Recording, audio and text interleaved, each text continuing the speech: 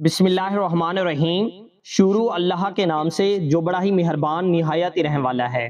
ناظرین، یوں تو ہم سب لوگ جنت میں ضرور جانا چاہتے ہیں، مگر ہم میں سے بہت کم لوگ ہی جنت کی اصل نعمتوں کے بارے میں جانتے ہیں۔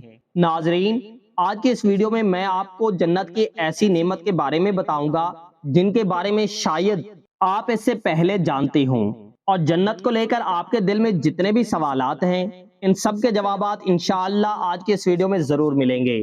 تو ناظرین، اس ویڈیو کو آپ نے کمپلیٹ واچ کرنا ہے۔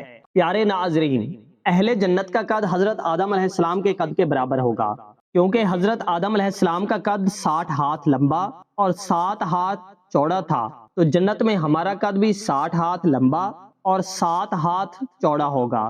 کوہنی سے لے کر ہاتھ کی بڑی انگلی تک کو ایک شری ہاتھ کہا جاتا ہے، اور یہ تقریباً 18 سے 19 انچ ہوتا ہے۔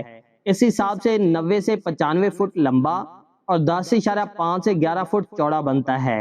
اہل جنت کے جسم پر بال نہیں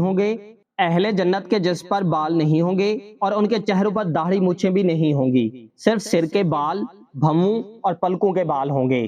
جنتی کھائیں گے اور پیئیں گے، لیکن نہ تھوکیں گے، نہ پیشاب کریں گے، نہ پاخانہ کریں گے اور نہ ہی ناک سینکیں گے۔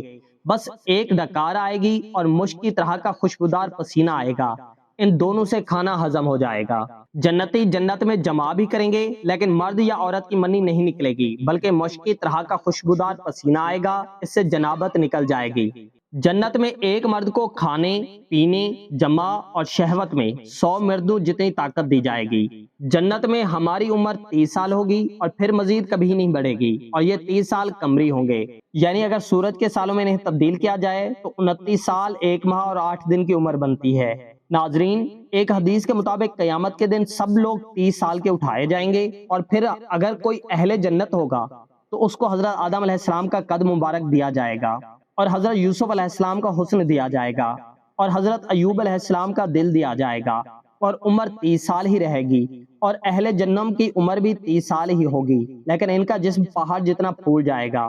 جنت کا ایک دن دنیا کے 1000 سال کے برابر ہوگا، اور جب جنت میں رات ہوگی تو اندھیرا نہیں ہوگا بلکہ پردے گرا دیے جائیں گے، جس سے جنتیوں کو پتہ چل جائے گا کہ اب رات ہو چکی ہے۔ جنت میں سورج بھی نہیں ہوگا، بلکہ عرش سے ایک نور نکلے گا جس سے جنت میں روشنی ہوگی۔ جنت میں نیند بھی نہیں ہوگی اور نہ تھکاوٹ ہوگی۔ سب سے ادنا جنتی کو اللہ تعالیٰ 80,000 نوکر دے گا اور 72 بیویاں دے گا۔ سب سے ادنا جنتی اپنی نعمتوں، باغات، تختوں اور بیویوں کو 1000 برس کی مسافت تک دیکھے گا، اور اللہ کے نزدیک سب سے زیادہ اکرام والا وہ ہوگا جو صبح و شام اللہ تعالیٰ کے چہرے کی طرف دیکھے گا۔ ناظرین، ایک اور حدیث کا مفہوم ہے کہ اگر جنت کی حور زمین کی طرف جھانکے تو جنت سے زمین تک ہر چیز روشن ہو جائے گی، یعنی ساتوں آسمان بھی روشن ہو جائیں اور زمین بھی۔ ایک حدیث میں آتا ہے کہ دنیا کی ایمان والی عورت اس جنت کی حور سے جس کا میں نے ابھی ذکر کیا ہے، اس حور سے 70,000 گنا زیادہ خوبصورت ہوگی۔ ناظرین، جنت کی لڑکی کے سر کے بال سر سے چلتے ہیں اور پاؤں کی ایڑی تک آتے ہیں، یعنی کہ لڑکی کا قد 90 فٹ ہے تو اس کے بال بھی 90 فٹ ہی ہوں گے۔ جنت کی حور جب اپنے شوہر کی طرف ایک قدم رکھتی ہے تو اس میں ایک قدم میں 1,00,000 نخرہ اپنی شوہر کو دکھاتی ہے۔ اہل جنت گورے، سفید رنگ والے ہوں گے، گھنگریالے بالوں والے اور سرمئی آنکھوں والے ہوں گے۔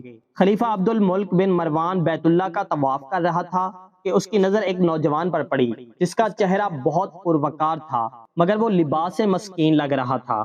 خلیفہ عبد الملک نے پوچھا، یہ نوجوان کون ہے؟ تو اسے بتایا گیا کہ اس نوجوان کا نام سالم ہے، اور یہ سیدنا عبداللہ بن عمر رضی اللہ تعالیٰ عنہ کا بیٹا ہے، اور سیدنا عمر بن خطاب رضی اللہ تعالیٰ عنہ کا پوتا ہے۔ خلیفہ عبد الملک کو دھچکا لگا اور اس نے اس نوجوان کو بلایا۔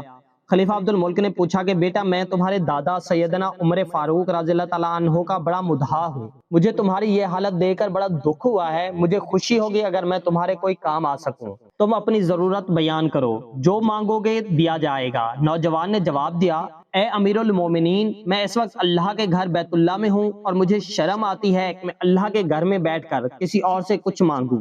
خلیفہ عبد الملک نے اس کے چہرے کی طرف دیکھا اور پھر خاموش ہو گیا۔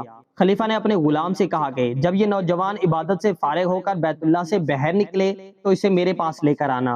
सालिम बिन अब्दुल्ला राज़ियल्लाहु ताला अन्हु जैसे ही इबादत से फारिग होकर हरम काबा से बाहर निकले तो गुलाम ने उनसे कहा कि अमीरुल मोमिनीन ने आपको याद किया है। सालिम बिन अब्दुल्ला राज़ियल्लाहु ताला अन्हु खलीफा के पास पहुंचे। खलीफा अब्दुल मुल्क ने कहा, नौजवान, अब तो तुम बैतुल्लाह में नहीं हो, अब अपनी हाजत बयान करो। मेरा दिल चाहता है कि मैं तुम्हारी कुछ मदद करूं। सालिम बिन अब्दुल्ला रज़ियल्लाहु ताला अन्हु ने कहा, ए अमीरुल मोमिनीन, आप मेरी कौन सी जरूरत पूरी कर सकती हैं, दुनिया की या आखिरत की? खलीफा अब्दुल मुल्क ने जवाब दिया कि मेरी दस्तरस में तो सिर्फ दुनिया का मालूम मता ही है।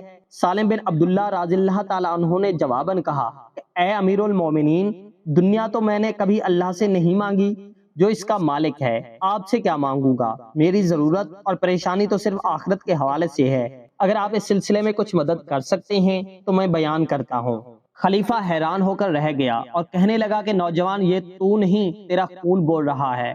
खलीफा अब्दुल मुल्क को हैरान छोड़कर सालिम बिन अब्दुल्ला वहां से निकले और हरम से मुल्हका गली में दाखिल हो गए और फिर नजरों से ओझल हो गए। यूं एक नौजवान ने हाकिम वक्त को आखिरत की तैयारी का एक अच्छा सबक दिया।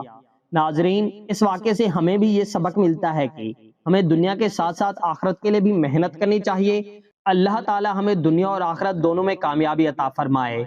आमीन। तमाम दोस्त कमेंट सेक्शन में आमीन जरूर लिखिएगा और वीडियो अच्छी लगी हो तो वीडियो को लाइक जरूर कर लेना है। जज़ाकल्लाह।